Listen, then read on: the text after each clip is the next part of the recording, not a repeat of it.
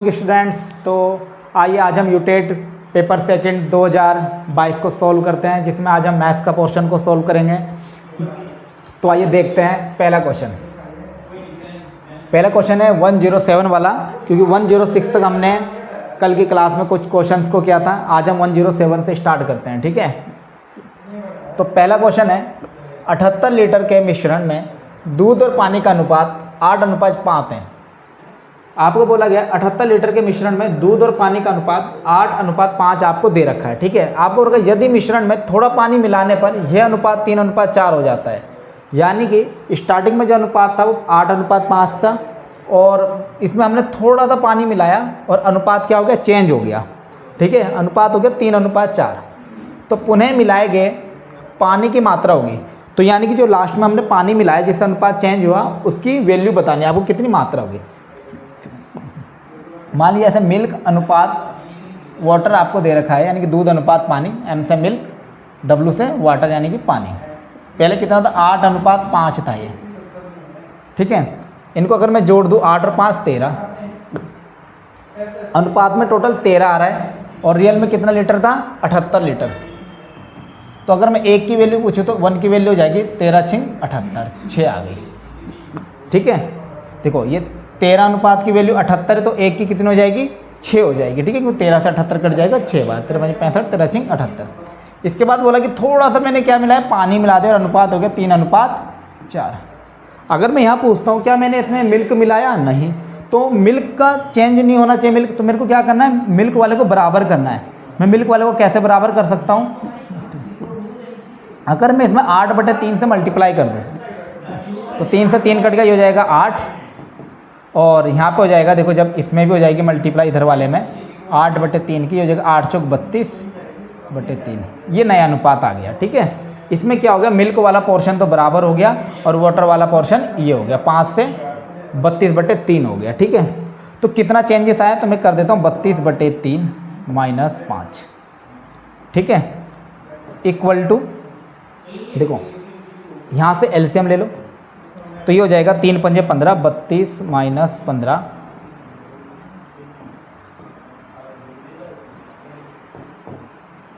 बटे 3। 32 में से 15 के तो 17/3 आ गई इसकी वैल्यू, और 1 की वैल्यू तो 6, तो 17/3 की वैल्यू कितनी होगी, 6 से गुणा कर दो इसमें, और 3 से 6 कट गया 2 बार और 17 दूनी 34, ठीक है। तो इतना हमने पानी मिलाया, ठीक है, 34 लीटर। ऑप्शन ए क्या होगा इसका सही आंसर। देखो दोबारा समझो क्वेश्चंस को। आपको बोला गया था कि आपके पास एक मिश्रण था, उसमें दूध और पानी, ये दूध है और ये पानी है, इसका अनुपात था 8:5, ये आपको दे रखा था। अगर मैं अनुपात में टोटल मारूं तो 8 और 5 कितना हो गया, 13 हो गया। और यहाँ पे रियल में कितना दे रखा था, 78 लीटर आपको दे रखा था, ठीक है। तो 13 की वैल्यू होगी 78 के बराबर। अगर मैं 1 की वैल्यू पूछूँ, एक रेशो किसके बराबर होगा, तो 13 से 78 कट जाएगा तो 6 बार कटेगा, तो 1 की वैल्यू 6 के बराबर होगी। तो दूसरा अनुपात जैसे हमने कुछ पानी मिलाया तो हो गया 3:4 हो गया, अनुपात 3:4। क्योंकि हमने दूध नहीं मिलाया, सिर्फ पानी मिलाया, तो दूध वाला अनुपात मेरे को बराबर करना है। दूध वाला अनुपात बराबर करने के लिए मैं क्या करता हूँ, दोनों तरफ इधर भी 8/3 से गुणा करता हूँ। क्यों, 3 से 3 कट गया, 8 आ गया, तो हो गया दूध बराबर। इधर 8/3 से मल्टीप्लाई करूँगा, इधर 8 चौक 32/3, यानी कि पहले जो पानी था वो था 5, अब हो गया वो 32/3। तो कितना बढ़ गया, ये बड़ा है वो छोटा है, घटा लेता हूँ, 32/3 में 5 घटाया मैंने, तो मेरी वैल्यू है 17/3। अब हमें पता है रेशो में 1 की वैल्यू 6 है, तो 17/3 की वैल्यू क्या होगी, 6 से गुणा कर दूंगा मैं। जब 1 की वैल्यू 6 तो 2 की वैल्यू 12 होगी, तो 17/3 की वैल्यू क्या होगी, 6 से गुणा हो जाएगी। तो 3 से 6 कट गया 2 बार और 17 दूनी 34। तो हमने क्या करा, हमने 34 लीटर पानी को मिलाया, जिससे कि अनुपात 3:4 हो गया, ठीक है। तो आइए इसका नेक्स्ट क्वेश्चन देखते हैं।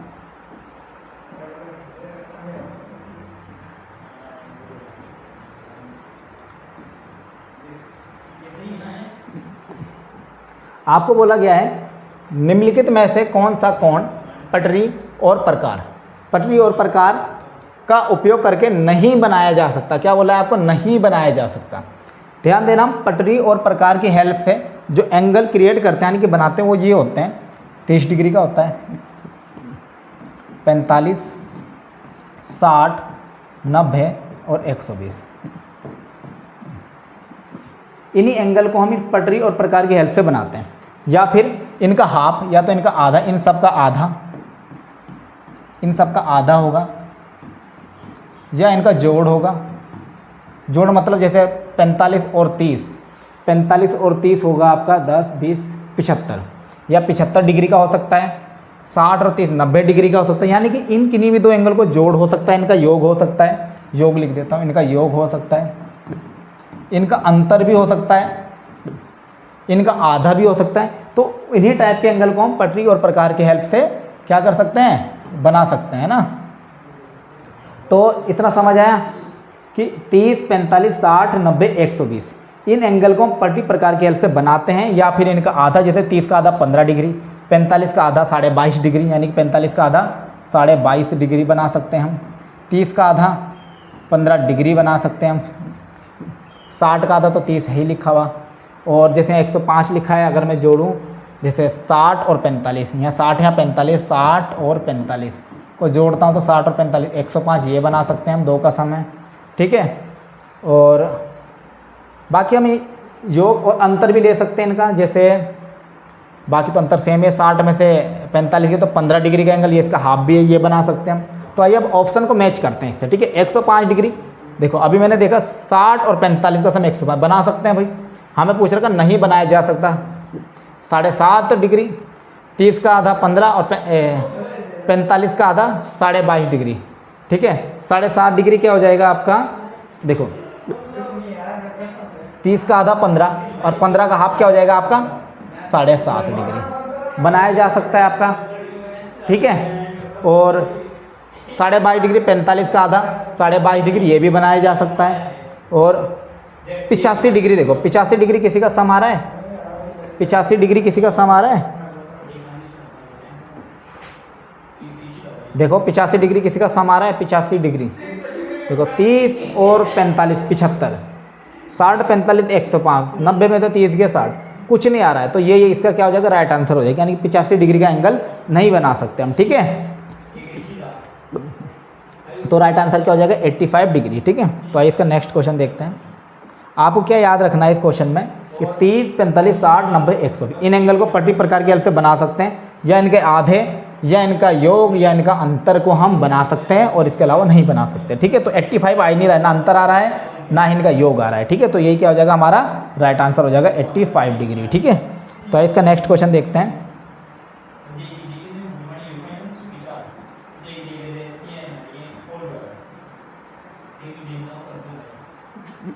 एक पेडागोजी का क्वेश्चन है 109, गणित सीखने में त्रुटियां, गणित सीखने में जो त्रुटियां होती है, गणित सीखने में त्रुटियां, कहाँ गया क्वेश्चन,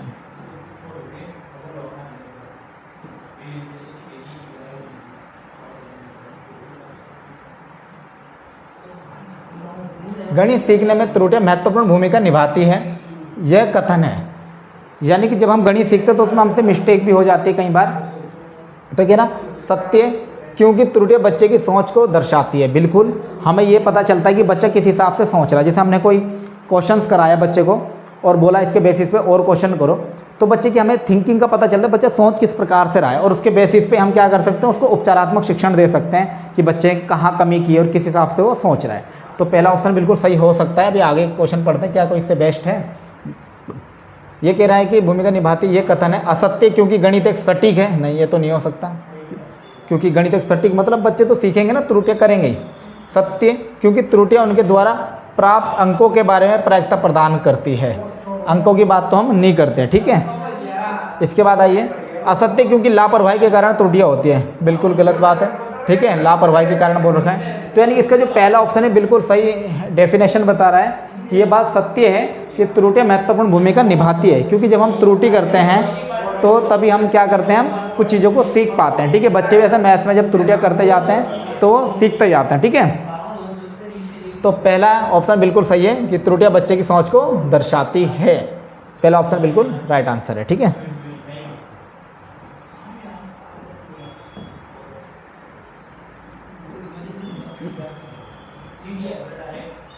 इसके बाद है 110 पे, निम्नलिखित में से कौन सा एक कक्षा में गणितीय संचार को प्रोत्साहित करने का सबसे उपयुक्त उद्देश्य हो सकता है? गणितीय कक्षा में, एक गणितीय कक्षा में संचार को प्रोत्साहित करना है, ठीक है। आपको क्या करना है? संचार को कम्युनिकेट करना है, ठीक है। जिन बच्चों को गणित के बारे में डर है उन्हें कक्षा में बातचीत करने में सक्षम होना चाहिए। देखते हैं इसको, थोड़ा सही लग रहा है। जिन बच्चों को गणित के बारे में डर है उन्हें कक्षा में बातचीत करने में सक्षम होना चाहिए। बिल्कुल सही बात है ये भी। गणित के विषयों पर कक्षा में वाद विवाद आयोजित करना चाहिए। बिल्कुल थोड़ा सही हो सकता है। बच्चों को गणित की कक्षा में प्रमेय और सूत्रों का पाठ करने में सक्षम होना चाहिए। पाठ कर रटने वाली चीज़ों को हम क्या करते हैं? प्रोत्साहित नहीं करते, ठीक है। सिंपल सा है ना। बच्चों को गणितीय कथनों के बारे में बात करते समय उनका प्रयोग करते समय एक सटीक भाषा का उपयोग करने में सक्षम होना चाहिए। देखो ध्यान से पढ़ो अगर इस ऑप्शन को। बच्चों को गणितीय कथनों के बारे में बात करते समय और उनका प्रयोग करते समय एक सटीक भाषा का उपयोग करने में सक्षम होना चाहिए। ऑप्शन ए भी सही डेफिनेशन बता रहा है कि जिन बच्चों को गणित के बारे में डर है उन्हें कक्षा में बातचीत करने में सक्षम होना चाहिए। बट ऑप्शन डी क्या है? बिल्कुल एक करेक्ट डेफिनेशन को आपको दे रहा है, ठीक है। कि देखो बच्चे को गणितीय कथनों के बारे में बात करते समय और उनका प्रयोग करते समय एक सटीक भाषा का उपयोग करने में सक्षम होना चाहिए। देखो बिल्कुल सही डेफिनेशन है। यानी कि जब बच्चे गणितीय कथनों के बारे में बात करेंगे तो उन्हें बिल्कुल एक सटीक लैंग्वेज को यूज करना चाहिए और उसमें क्या होना चाहिए? सक्षम भी होना चाहिए, ठीक है। तभी क्या कर पाएंगे वो? मैथ में एक दूसरे से बातचीत भी अच्छे से हो पाएगी, ठीक है। जब हमें बिल्कुल अच्छे से प्रिपेयर होंगे कि कैसे मतलब मैथ्स को समझाया जा सकता है ना।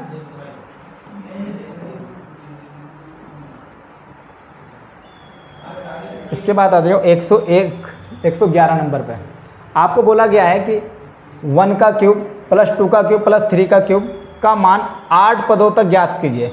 8 पदों तक ज्ञात करने का मतलब ये है कि 1 का क्यूब ऐसे कह रहा है ये, 2 का क्यूब, 3 का cube plus 4 cube, 5 cube, 6 cube, 7 cube plus 8 cube. ये कह रहा है, अगर ध्यान से देखो ये सभी क्या है? प्राकृतिक संख्याएं हैं। प्राकृतिक संख्याओं के घनों का योग होता है, यानी कि नेचुरल नंबर्स के जो घन होते हैं, प्राकृतिक जो संख्याएं होती है, प्राकृतिक संख्याओं के घनों का योग होता है n+1/2 का होल स्क्वायर, ठीक है। n कितना है? देखो n क्या होता है? जितने भी पद हैं यानी कि जितने भी संख्या उनके मतलब टोटल नंबर्स 1 2 3 4 5 6 7 8 कितने नंबर्स हैं? टोटल 8 है। तो n क्या है? पदों की संख्या 8 और 8 + 1/2 का होल स्क्वायर। तो ये जगह 8 गुणा 8 और 1 9/2 का होल स्क्वायर। 2 से 8 कट गया 4 बार, 4 9 36, तो 36 का स्क्वायर। 36 का स्क्वायर होता है 6 × 36 का 6 हाथ से लगी 1। तो देखो सीधा था, पता चल गया हमें यूनिट डिजिट आ गया हमारे पास 6। तो यही आंसर होगा इसका 1296। फिर भी हम कर लेते हैं पूरा। 6 × 36 6 हाथ से लगी 3, 6 × 18 और 3 21, 3 × 18 का 8 हाथ से लगी 1, 3 3 और 1 10, तो 6 8 और 1 9, 2 का 2 1 का 1296, ठीक है। तो 1296 ऑप्शन ए क्या हो गया इसका? बिल्कुल सही आंसर हो गया, ठीक है। 36 के स्क्वायर। आपको सूत्र याद रखना है, प्राकृतिक संख्याओं के घनों का योग का सूत्र होता है n+1/2 का होल स्क्वायर। अगर सिंपल प्राकृतिक संख्याएं होती तो स्क्वायर नहीं लगा के फिर यही फॉर्मूला हो जाता, ठीक है आपके पास, ठीक है। तो यहाँ तक समझ आया आपको? तो आइए इसका नेक्स्ट क्वेश्चन देखते हैं।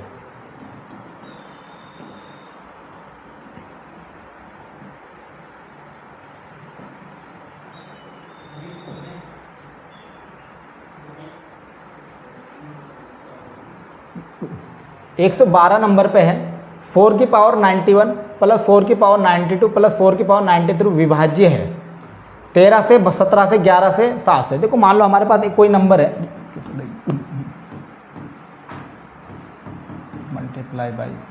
×7। अगर मैं बोलूँ इन संख्या किससे डिविजिबल है तो आप सिंपल से बोलते हो यहाँ 7 है तो भाई 7 से कटेगी क्योंकि इसका प्रोडक्ट यहाँ 7 से कट रहा है ना ये नंबर। तो ये पूरा नंबर भी अगर मैं 7 की मल्टीप्लाई इसमें करा दूँ तो ये जो टोटल आएगा वो भी 7 से डिविजिबल होगा। हमें इतना आइडिया लग गया। तो आइए इसको समझेंगे क्या कहा गया है। 4 की पावर 91 प्लस 4 की पावर 92 प्लस 4 की पावर 93। यहाँ देखो सबसे छोटी पद को बेस हमेशा सेम है, पावर डिफरेंट है। तो तो आप क्या करोगे, जो सबसे छोटी पावर है उसको कॉमन ले लोगे, यानी कि 4 की पावर 91 सबसे छोटी, इसको मैंने कॉमन ले लिया। यहाँ बचेगा 1, क्योंकि पूरी कॉमन आ गई तो 4 की पावर 0 यानी कि 1 बच गया। ठीक है, 4 की पावर 92 है, यहाँ से मैंने क्या करा 91 निकाली तो एक पावर बची 4 की, यहाँ से 91 आ गई तो यहाँ बची 4 की 2 पावर। तो ये हो गया मेरे पास 4 की पावर 91, ये हो गया 1, और ये हो गया 4 की पावर 1 मतलब 4, और 4 का स्क्वायर यानी कि 16। तो अगर मैं इसको ऐड करूँ 4 की पावर 91, ये 4 और 1 5 और 6 21, या 16 4 20 और 1 21। अब मैंने जैसे यहाँ बताया था कि कोई नंबर लिखा हुआ था इंटू 7, मैंने बोला था ये जो पूरा नंबर है अगर मैं 7 की मल्टीप्लाई करा के जो भी आएगा वो 7 से डिविजिबल होगा, क्योंकि ये 7 एक नंबर 7 से यहाँ कट रहा है। ठीक है, तो ऐसे यहाँ पे ये 21 है, ये 21 इन ऑप्शन से देखो, क्या 17 से कटेगा? नहीं। 13 से कटेगा? नहीं। 11 से कटता है 21? नहीं। 7 से कटता है 21, देखो 7 या 21। तो ये पूरा नंबर जो इसका मल्टीप्लाई करा के आएगा ना, जो भी नंबर आएगा वो 7 से हमेशा कटेगा। ये 3 से भी कटता है, 3 7 21, ये 21 से भी कटता। ठीक है, लेकिन हमें ऑप्शन को मैच करना है कि ये नंबर किससे डिविजिबल हो रहा है। तो हमने देखा ये नंबर किससे हो रहा है, 7 से डिविजिबल हो रहा है। इन दो में से कोई भी एक नंबर कट जाए तो पूरा प्रोडक्ट उससे कटेगा ही कटेगा। ठीक है, तो किससे होगा? 7 से डिवाइड होगा। समझ आया? तो इसका नेक्स्ट क्वेश्चन देखते हैं। ऑप्शन डी हो गया इसका राइट आंसर। ठीक है, क्या? 7।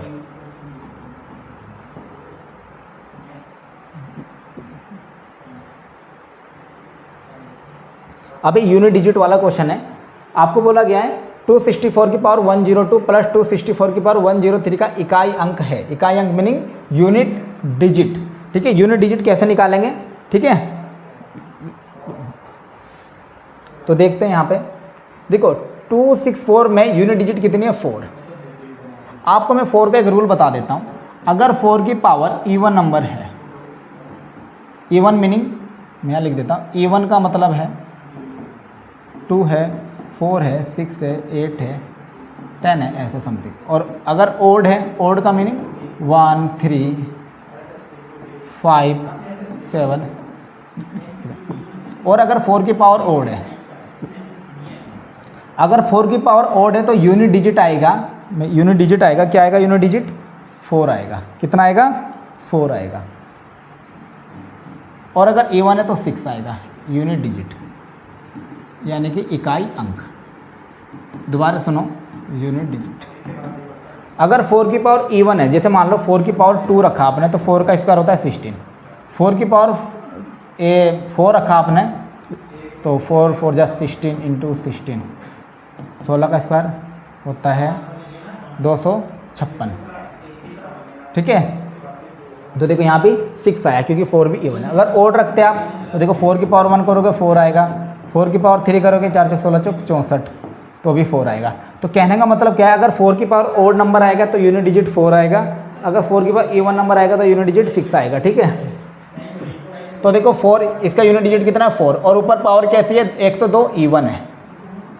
ठीक है, प्लस यहाँ इसका यूनिट डिजिट कितना है? 4। और यहाँ पे पावर कितनी है? 103। ये क्या है? ओड नंबर है। ठीक है, यानी कि इवन को बोलते हैं हम सम संख्या और ओड को बोलते हैं हम विषम संख्या। ठीक है, इवन को बोलते हैं हम सम संख्या और ओड को बोलते हैं हम विषम संख्या। सम उन संख्याओं को बोलते हैं जो 2 से कंप्लीटली डिवाइड हो जाती है, और विषम उनको बोलते हैं जो 2 से डिवाइड नहीं होती। ठीक है,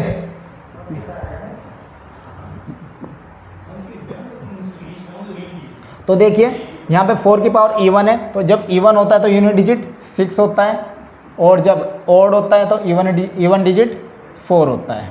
ठीक है, यानी कि जब इवन है तो 6 आएगा, जब ओड है तो 4 आएगा, और 6 और 4 कितना हो जाएगा? 10। 10 की 0, तो यूनिट डिजिट कितनी हो जाएगी? 0। ठीक है, तो इसका राइट आंसर कितना हो जाएगा? ऑप्शन बी इसका क्या हो जाएगा? सही आंसर हो जाएगा। ठीक है, तो यहाँ तक समझ आया आपको? यानी कि 4 की पावर इवन नंबर, तो इवन के मतलब 6, और ओड यानी कि 4, यूनिट डिजिट 4। तो 6 और 4 10, और 10 की यूनिट डिजिट क्या आ जाएगी आपकी? 0। तो ऑप्शन बी क्या हो जाएगा? इसका राइट आंसर हो जाएगा। ठीक है, तो आइए इसका नेक्स्ट क्वेश्चन देखते हैं।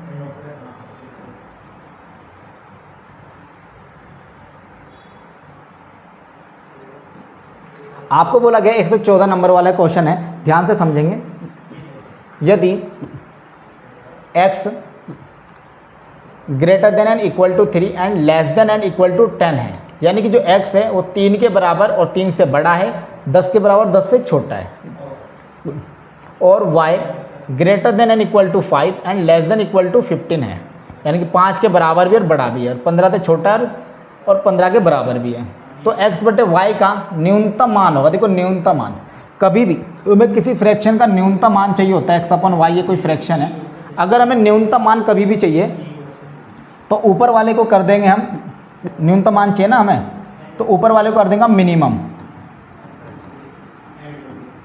और नीचे वाले को कर देंगे मैक्सिमम, यानी कि ऊपर वाले को कर देंगे न्यूनतम, यानी कि अंश की वैल्यू छोटी कर देंगे और हर की वैल्यू कर देंगे हम अधिकतम, हर की वैल्यू को क्या करेंगे हम बढ़ा देंगे। दोबारा समझो मेरी बात, क्या बोला मैंने, कभी भी हमें किसी फ्रैक्शन की न्यूनतम वैल्यू चाहिए होती है तो न्यूनतम वैल्यू के केस में हम क्या करते हैं, ऊपर वाले की जो वैल्यू होती है अंश की वैल्यू को हम छोटी कर देंगे और नीचे वाली वैल्यू को हम बड़ी कर देंगे, तभी तो डिवाइड कराने में बहुत छोटे से छोटा आंसर आएगा। तो बस यहाँ पे भी हम ऐसा ही करेंगे। x क्या है मेरे पास, x है मेरे पास न्यूमरेटर यानी कि अंश,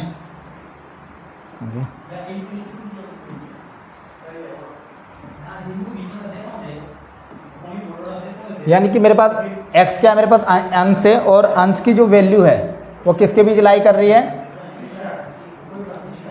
3 और 10 के। तो इसकी छोटी वैल्यू क्या होगी, 3 के इक्वली भी है ना, तो 3 होगी। x की वैल्यू क्या ले सकता हूँ मैं, 3। सबसे छोटी वैल्यू क्या ले सकता हूँ मैं, x की 3 ले सकता हूँ, ठीक है, क्योंकि x जो है वो 3 के बराबर भी और 3 से बड़ा है, तो सबसे छोटी 3 हो गई।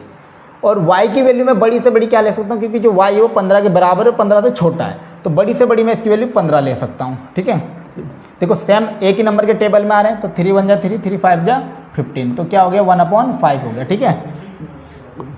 तो ऑप्शन सी क्या कर रहा है, बिल्कुल इससे मैच कर रहा है, ठीक है। तो ऑप्शन सी क्या हो जाएगा, इसका राइट आंसर हो जाएगा, ठीक। इस तरह से हमें इस क्वेश्चन को समझना आता है ना।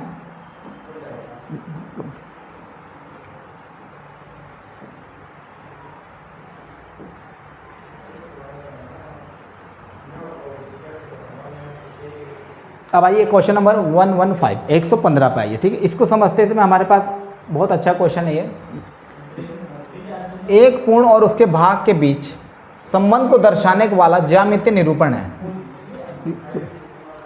एक पूरी कंप्लीट चीज़ है, होल है, पूरा है, कंप्लीट है, उसके बीच और उसके एक पूर्ण और उसके भाग के बीच, यानी कि एक पूरा चीज़ और उसके हिस्से कर दिए जाएं, उसके बीच जो रिलेशन दर्शाता है उसका ज्यामितीय निरूपण करते हैं। किससे करते हैं, पाई चार्ट से करते हैं, या दंड आरेख से करते हैं, या चित्रलेख से करते हैं, हिस्टोग्राम से करते हैं। अगर इसको यहाँ पे पढ़े हम तो pie chart, bar graph, pictograph और हिस्टोग्राम।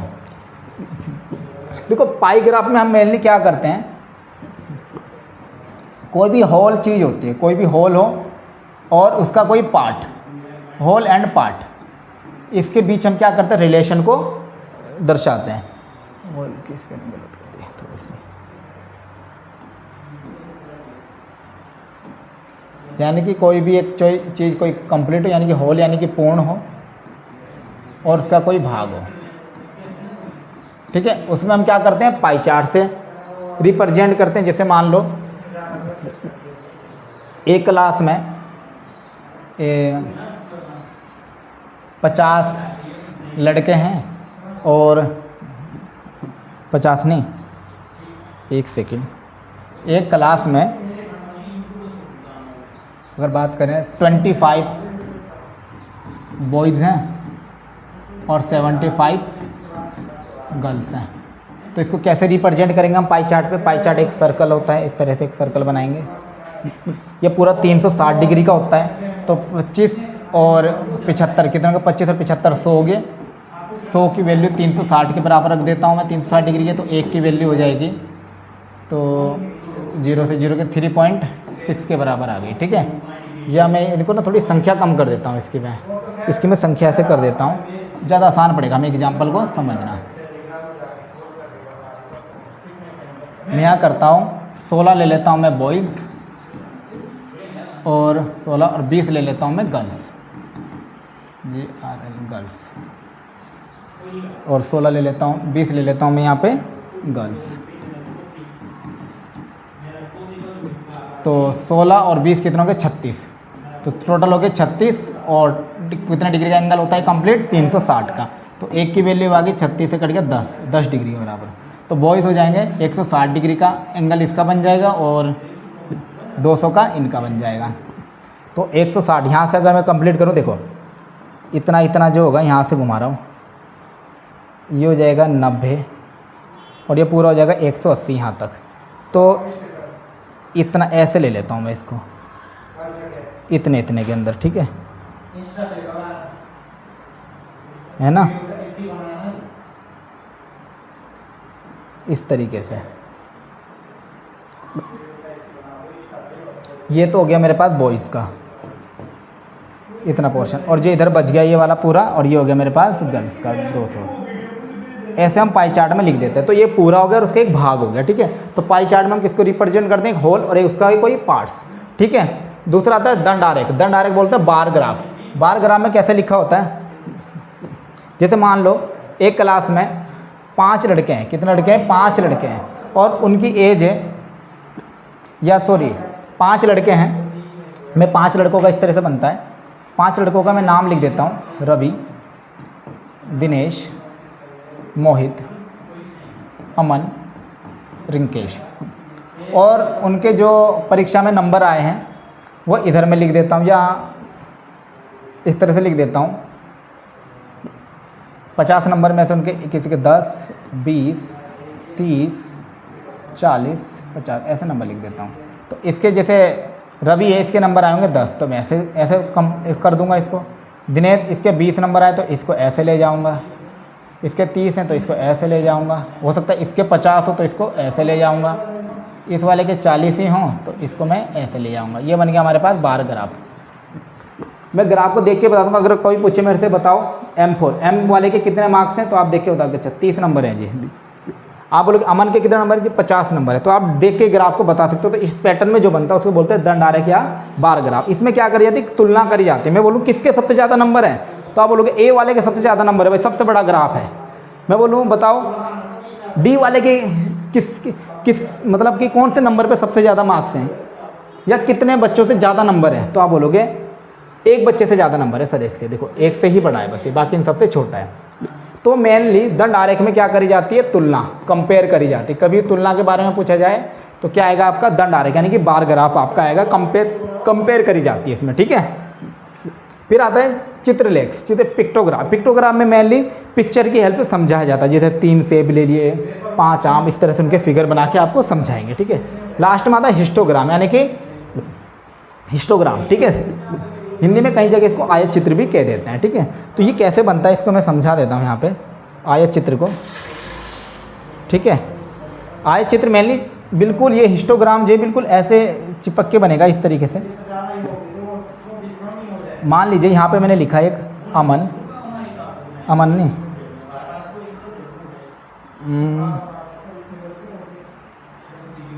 मैंने लिखा यहाँ से, यहाँ लिखा मैंने 15 और यहाँ लिखा मैंने 20, इस तरीके से मान लो, इस तरीके से बन जाता है ये ऐसे। अब इसमें इतना टाइम लगेगा। फिर दूसरा इस तरीके से आ जाएगा, फिर तीसरा ऐसे, फिर थोड़ा बड़ा जाएगा वो ऐसे, यानी कि बिल्कुल चिपक के बन जाएगा एक तरीके से। इस तरीके से समझ लो इसको, ठीक है। नहीं तो काफ़ी टाइम वेस्ट हो जाएगा इस क्वेश्चन में।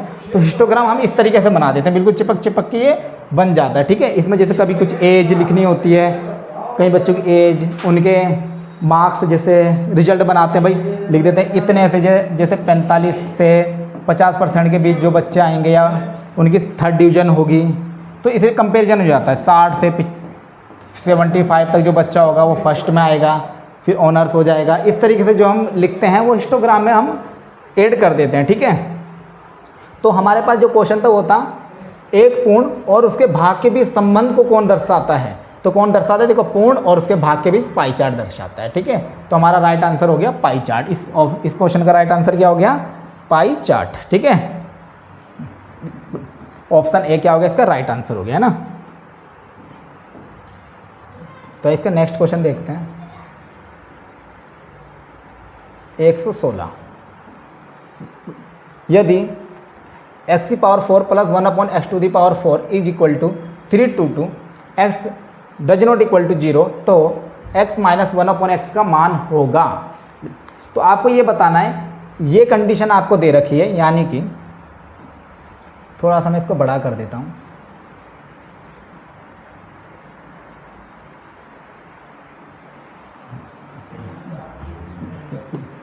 ये ऐसे दे रखा है x की power 4 plus 1 upon x to the power 4 equal to 3 2 2। अगर मैं क्या करता हूँ, मैं दोनों तरफ 2 प्लस कर देता हूँ, इधर भी 2 इधर भी 2, तो भाई इधर वाला तो हो गया मेरा 322 और 2 324।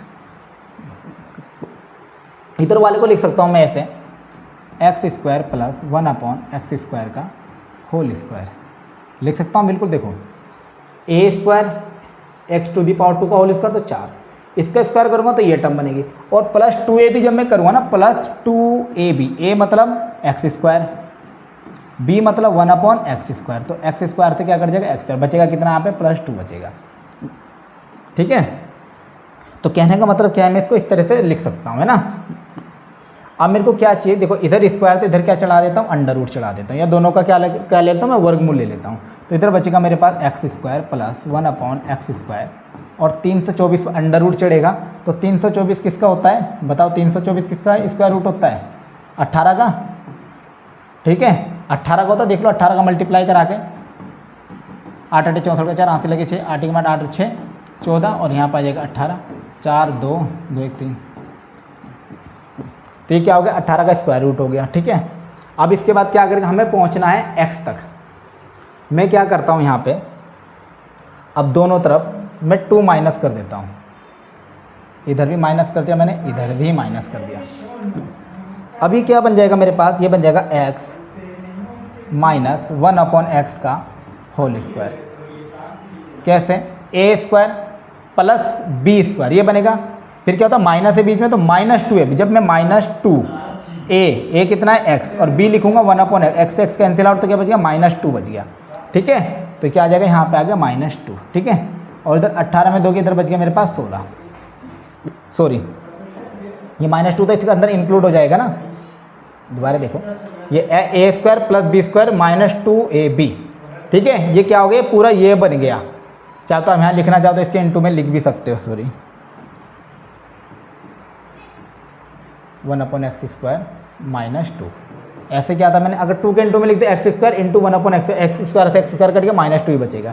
ठीक है, तो ये बन गया, इधर स्क्वायर तो इधर क्या चढ़ेगा अंडर रूट, तो 1 अपॉन एक्स, आपको पता है अंडर रूट हमेशा प्लस माइनस में चढ़ेगा, और 16 हो जाएगा 4 का। ठीक है, तो हमें इसी की वैल्यू निकालनी थी x माइनस 1 अपॉन एक्स। यहाँ पे क्योंकि हमें एक ही वैल्यू पूछ रहे हैं, तो डी ऑप्शन इसका क्या हो जाएगा सही आंसर, क्योंकि इसकी वैल्यू +4 भी और -4 भी है, तो डी की वैल्यू क्या हो जाएगी 4 हो जाएगी। ठीक है, यही हमारा क्या हो जाएगा राइट आंसर, ऑप्शन डी क्या होगा इसका राइट आंसर। देखो पहले क्या किया हमने, दोनों तरफ +2 ऐड करा, जिससे कि ये क्या बन गया मेरे पास a प्लस बी का होल स्क्वायर बन गया। ठीक है, उसके बाद मैंने दोनों तरफ -2 किया, ये बन गया a माइनस बी का होल स्क्वायर। ठीक है, इतना आसान इस क्वेश्चन में करना था। ठीक है,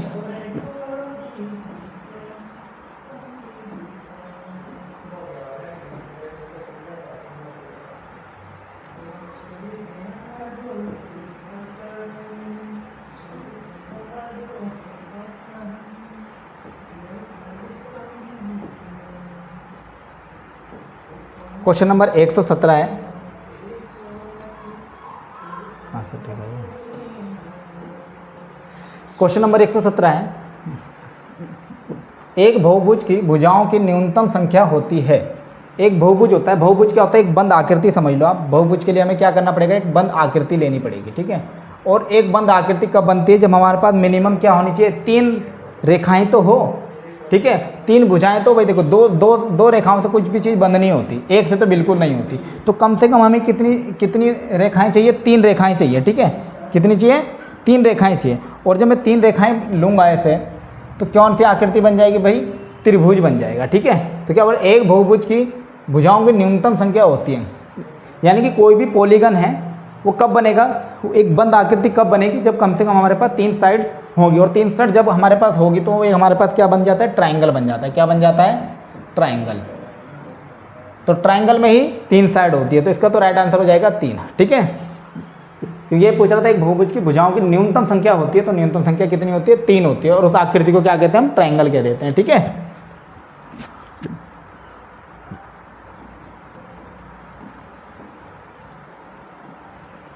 इसके बाद आता है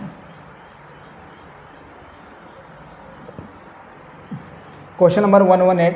एक वर्ग में सममित रेखाओं की संख्या होती है। सममित रेखाओं की संख्या, सममित सिमेट्री क्या होती है? जैसे ये कोई एक वर्ग बना देता हूँ मैं,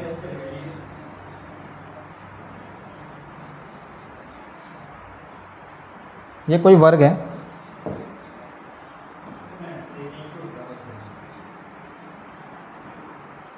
ये कोई वर्ग है। सिमेट्री यानी कि जब मैं इसको कट करूँ तो एक के ऊपर एक फोल्ड हो जाए। बिल्कुल देखो, मैं एक बार तो मैं इसको यहाँ बीचों बीच काटता हूँ, ऐसे काटा मैंने, ये ऐसे उठाया, ऐसे फोल्ड कर दिया, ठीक है। मैं या इसको ऐसे काट सकता हूँ, ऐसे, ऐसे को फोल्ड कर सकता हूँ, मैं इसको ऐसे भी काट सकता हूँ,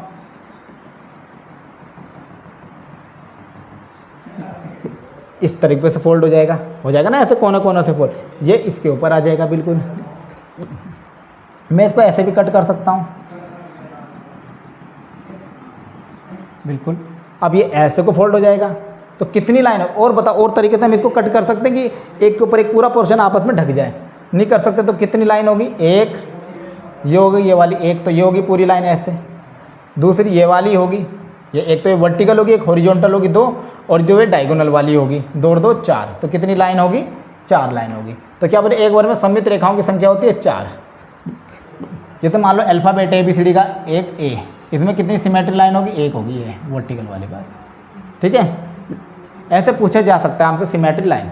एक सर्कल में कितनी होती है? अनंत, इनफाइनाइट होती है। ऐसे काटो, ऐसे काटो, ऐसे काटो, ऐसे काटो, ऐसे काट, मतलब सेंटर से होती हुई जानी चाहिए, ठीक है। क्या जानी चाहिए? सेंटर से होती हुई लाइंस जानी चाहिए, तो उसको हम सिमेट्री लाइन कह देंगे। सर्कल में, सर्कल में अनंत होती है। हम तो स्क्वायर में पूछा था, वर्ग में पूछा था, वर्ग में कितनी सिमेट्री लाइन होती है? 4 होती है। और 4 लाइन हमने पढ़ ली, एक वर्टिकली, एक हॉरिजॉन्टली और 2 डायगोनल से जाती है, ठीक है। तो आज की क्लास को यहीं पे समाप्त करते हैं, ठीक है। तो बाकी के जो क्वेश्चंस बचे हैं उसको हम कल की क्लास में कंप्लीट करेंगे। तब तक के लिए हमारे चैनल से जुड़े रहें, चैनल को सब्सक्राइब करें, वीडियो को लाइक शेयर करें। और अगर आप यूटेट 2026 की संपूर्ण तैयारी करना चाहते हैं तो हमारे एप्लीकेशन ऐप सारथी कोचिंग सेंटर ऐप को डाउनलोड करें, जिस पर हमने यूटेट की संपूर्ण तैयारी कराने जा रहे हैं, और उसका कोर्स आपको जल्दी ही अवेलेबल हो जाएगा एप्लीकेशन पर, ठीक है। तो तब तक के लिए हमारे चैनल से जुड़े रहें। Thank you.